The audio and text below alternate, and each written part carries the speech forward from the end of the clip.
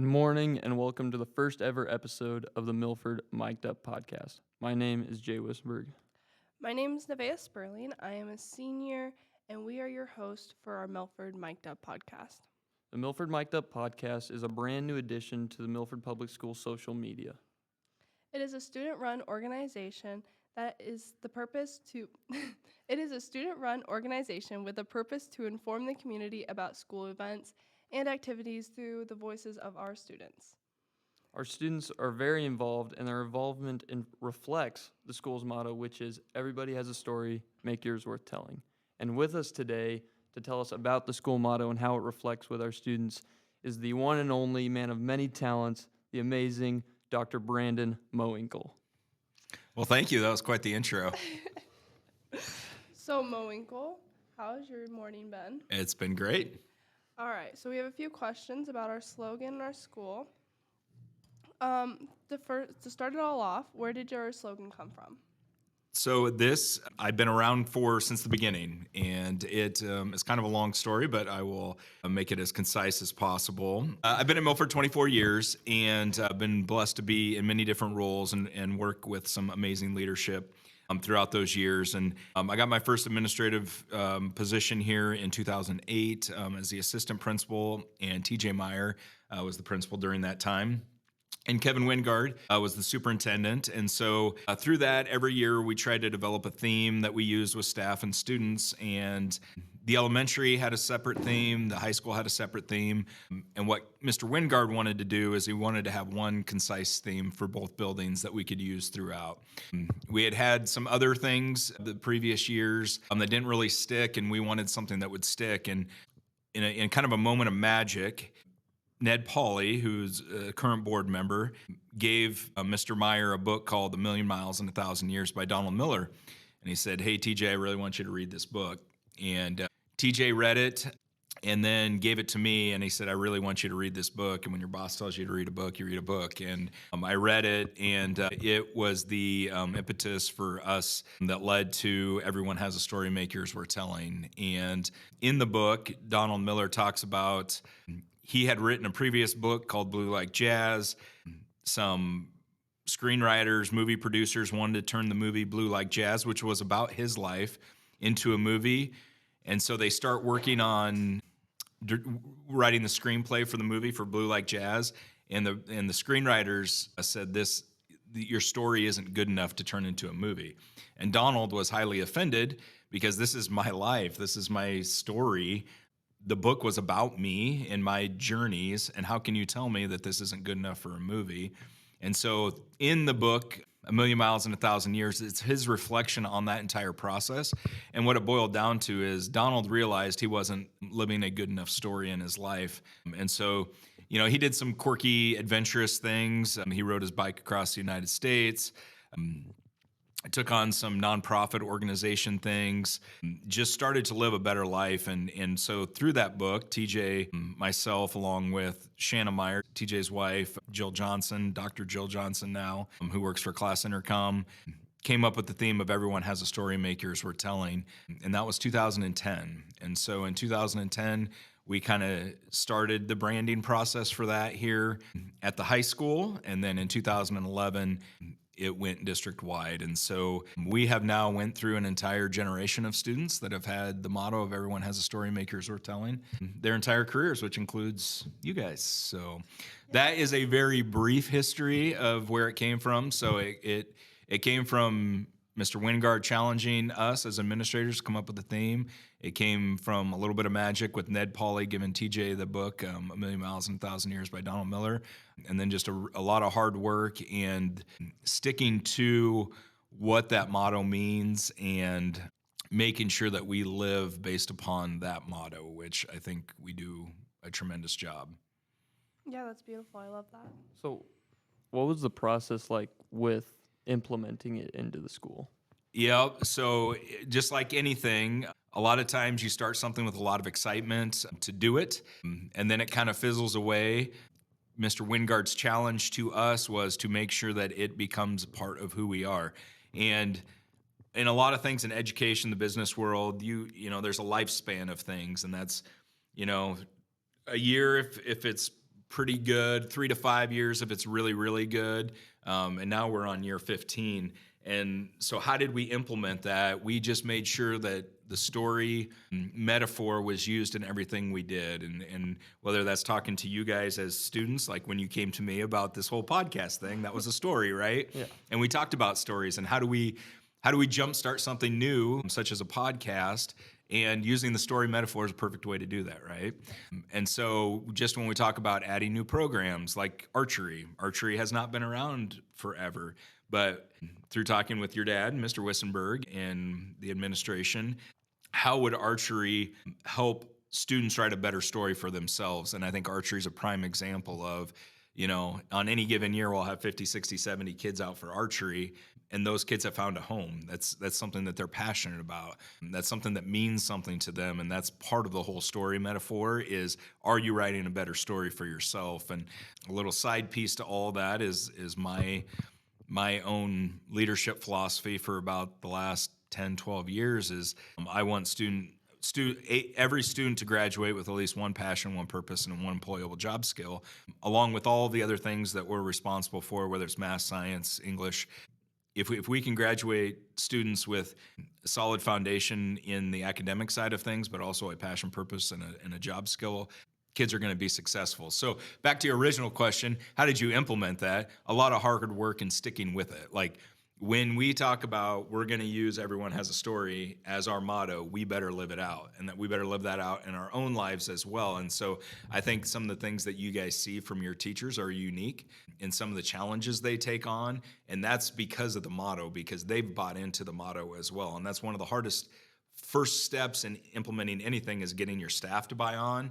But I think using the story metaphor, it's easy to get people to buy in because they can relate that to their own life. So sticking to things, having that common vision, getting people to buy into it. And once we got people to buy into it, as you guys are the product of that, you can see like it goes all the way down to the elementary school and works its way up here. And so it's just been really cool to see because it has truly become who we are as a school district is we're the story people. And when I go to conferences and get approached by people, or even when I go to conferences and present, I've been out to Washington, D.C. 9 times on Capitol Hill to advocate for public education. That's all about stories. What we are doing is we're relaying the stories from our school districts out in Washington, D.C., talking to our senators or congressional members or Department of Education folks. So stories are easy to relate to because we live stories every day. And so I think that's where we got lucky in the implementation process is people can relate to stories. So, Well, thank you. What's the next one? The thing is that he answered like all the questions. Another one's, what is the slogan used in school events, uniforms, or communication? Do you think you can answer that? Yeah. Oh wait, pause. Let me say it in a better way. Yep. I can answer that. What is the slogan used in school events, uniforms, or in communication? That's making sure the part of it where we make sure that we live that out every day, and we keep that in the forefront of everything we do. We have talked about the branding. We have talked about the branding aspect of that. And as you guys went through the College and Career Access Day with Junior Achievement, Kate Mathis, the University of Nebraska, they came out here and that whole day was focused around branding. And we've taken a lot of those same ideas to make sure we're branding that as to who we are. And that is a very visual thing. Like if you look around the buildings, there are permanent things that say everyone has a story makers are telling, or the gigantic mural out by the office says creating stories since 1867. And that's the part that we have to do. We've made stickers before. It's on our letterhead. It's on our social medias. It's out there and it's visible. And that's the communication part of it is we make sure that we continue to talk about things in the story metaphor. And just like I meet with the seniors, and we're going to meet here coming up before Christmas break, and we're going to talk about what's this last chapter of your story. It's day 70. You got 15 days plus a semester left. What are those 15 days plus semester going to look like for you in terms of a story? And then come May 10th, you guys are going to close a chapter of your story. And so continually using those things, making it visible, when we put stuff out on social media with the journalism class and the digital media and design class, making sure that stories are incorporated into that in some way, and just making sure that we live it out the best way we possibly can. Yeah, I actually love that this motto really shows how much you guys love the school, and it shows a lot. I think it helps with like the kind of the student spirit, because some schools, I won't name any specific ones, but they're a little harsher, they're a little little more sarcastic, kind of take jabs at people. This school, I rarely see people just being truly rude and malicious. I think this whole school is just filled with great and kind people, and I think that motto has really helped with that. Yeah, because once again, we all relate to the story part, and we all know when we're living a story that's not the path we want to follow. I think we've all been there. We also realize when we're on a really good path, like right now in this building, it's been a tremendous fall. It's been a lot of fun, and we want to make sure that we continue that story, but with that story comes a lot of hard work, and so we're in that transition phase. It's November 25th, right? It's November 25th. We're coming off fall sports and activities. We're in the middle of one act, and now we're transitioning into the winter sports season, which is the longest in terms of time. And sometimes it's hard to continue that momentum, but when you can draw upon past success, past stories, I'll let you guys in on a little secret here. I'm going to meet with the seniors here twice here before Christmas break. One's going to talk about that specific thing. Like, you guys have been tremendous leaders. That's another story. You guys have used the foundation that was set for you by others, but you guys have created a new foundation that's an even higher level. How do we maintain that? So what's your guys' legacy going to be when you leave here in terms of story that the underclassmen can grab upon, whether it's the juniors next year as they become the leaders in this building? So once again, it's easy to have those conversations when you can frame them around stories, because that's the best way we share what we do is through stories. This is a story. What we're doing right now is a story. I wrote my dissertation on stories and the stories that principals tell their students and why they tell them, because it gives meaning to the past, it gives context to the past, meaning to the present, and a vision for the future. And that's what we're trying to do through the story metaphor. So yeah, it's just a lot of fun. As you said, we have quite a bit of momentum going right now, but we also have a really good culture and a really good thing going on. And I truly believe it's because we've had this really long-standing motto that is framed around stories. It's a gift, and it's such a privilege for especially the younger people coming up to just enter into such a good culture and be surrounded by so many students that have known this culture and exemplify it through what they do. Yeah, I agree. And I think another piece I just thought of that while you were talking is just the whole Strive aspect of it too, right? Like what we do for Strive and sharing our story that way. And it takes people like you to call those games and to share in those historic moments of, like district volleyball, which is a very public thing, but it's also the private stories that happen within the walls of the office every day, or telephone conversations I have with parents, or writing letters or recommendations for students. The stories are the most visible stories are obviously the public ones that we do. The Strive, the winning state volleyball championships, going to state playoffs in football, those type of things. But stories also involve those day-to-day things, those interactions with kids, parents, community members, and people believing in the stories we're trying to write here, whether it's in the classroom, through extracurricular activities, sports. They all play a role in it, because in the end of the day, you're writing one big beautiful novel that eventually for you guys has an ending point, and that's going to come in May with your at graduation. Kind of a little sidetrack here. I know you are a huge photography kind of guy, you and your son. Yeah. Did you get any good pictures of the Northern Lights when they were visible? I didn't. Actually, your dad texted me, and I was up here working on the backdrop that's right behind you. I know nobody can see that on podcast.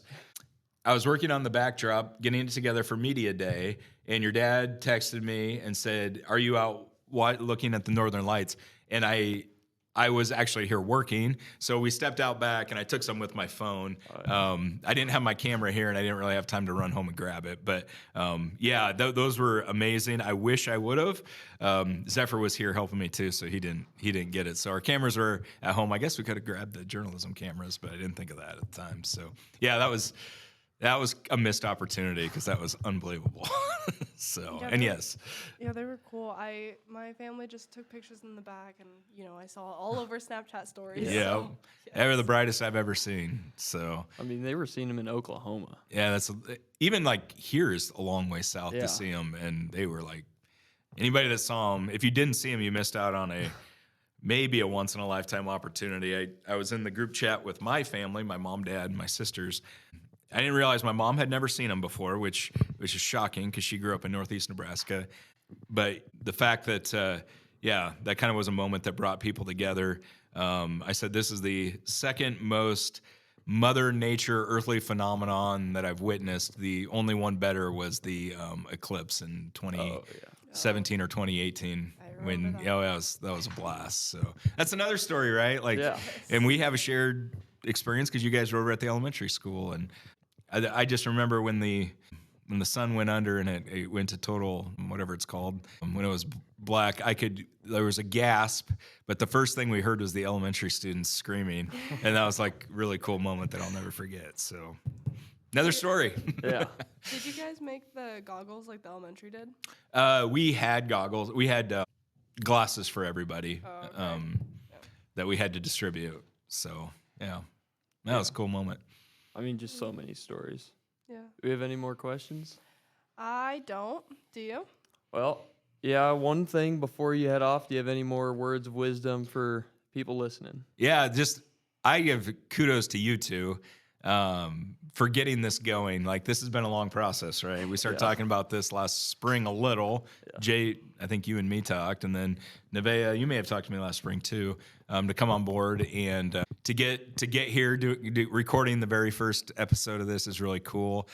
Once again, I think you guys will leave a legacy. Hopefully somebody will pick this up next year and continue to go. But also, I think when you talk about stories and the community support, just sitting here looking at the equipment we have to do this, having the opportunity to do this doesn't come without a lot of people being involved, whether that was Mrs. Mowinkel, Dr. Kubicek, or Mr. Carlson, making sure we can get this happen, Strive helping us with getting the podcasting equipment, and then obviously our anonymous donor for allowing us to do really cool things like this. When they set up that anonymous donation fund, the whole purpose of that was to be able to do things that set us apart from other people, and this would be one of them. And we couldn't have financially we could have done this, but not to the level that that you guys have done this and getting the equipment that we absolutely need to do this the right way. And so that's a whole nother story in itself, but keep going.